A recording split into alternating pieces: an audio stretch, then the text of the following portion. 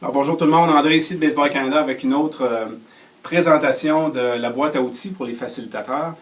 Cette semaine, on va vous parler de la présentation poster. La présentation poster, quelques lignes directrices. On vous suggère fortement de l'utiliser un petit peu plus tard dans le courant de votre stage pour la raison suivante. Les gens vont être appelés ici à aller parler devant d'autres personnes. Et souvent, en début de stage, les gens sont peut-être un petit peu plus réticents à être devant les autres et à parler. Donc, on vous suggère de le faire un petit peu plus tard aussi. Les avantages, vous allez voir un haut niveau d'interaction au niveau des participants parce qu'ils doivent se préparer ensemble autour d'une table.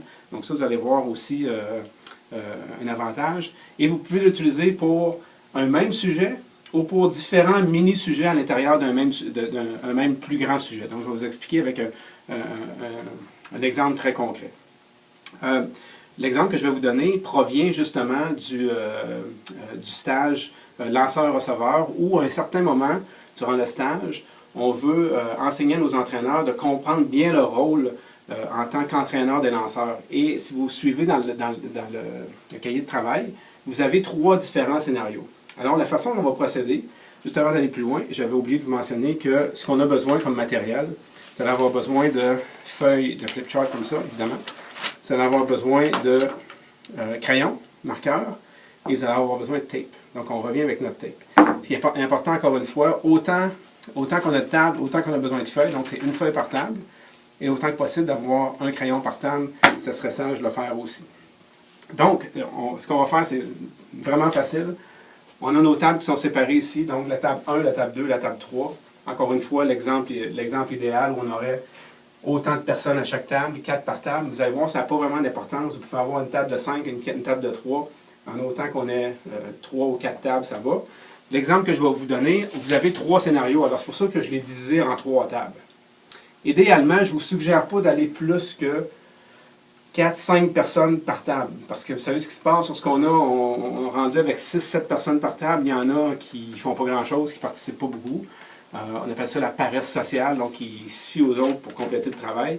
Donc, autant que possible, restez à 4, peut-être 5 à la limite, mais moi, je préfère vraiment à 4.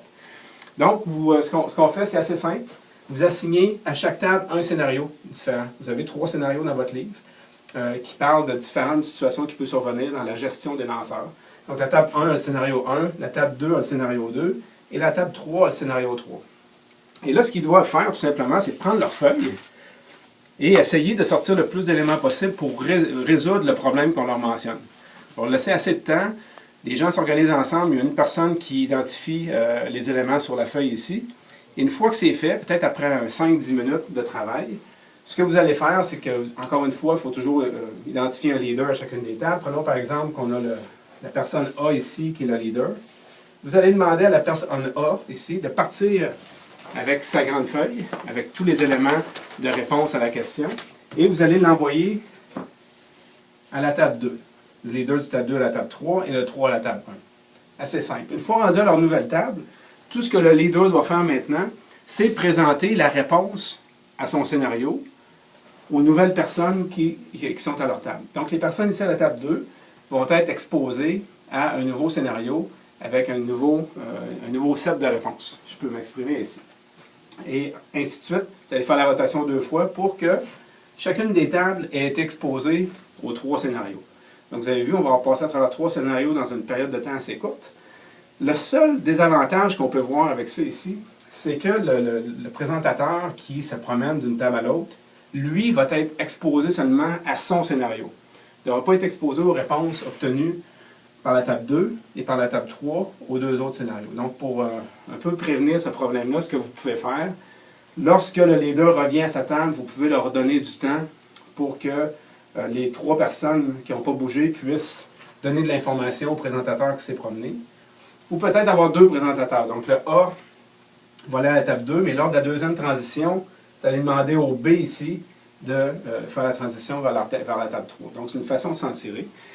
C'est peut-être, encore une fois, le seul désavantage. Par contre, vous allez aller chercher beaucoup d'interaction et vous allez aller chercher beaucoup de participation autour des tables.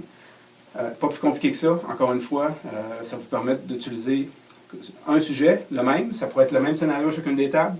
Moi, j'ai pris 3 scénarios différents, mais les deux options sont bonnes. Bonne chance. Si vous avez encore une fois l'information à nous partager, si vous voulez donner une variante, gênez-vous pas, le courriel apparaît. Vous pouvez nous écrire et puis on va le partager à l'ensemble des autres facilitateurs. Bonne chance et bon stage.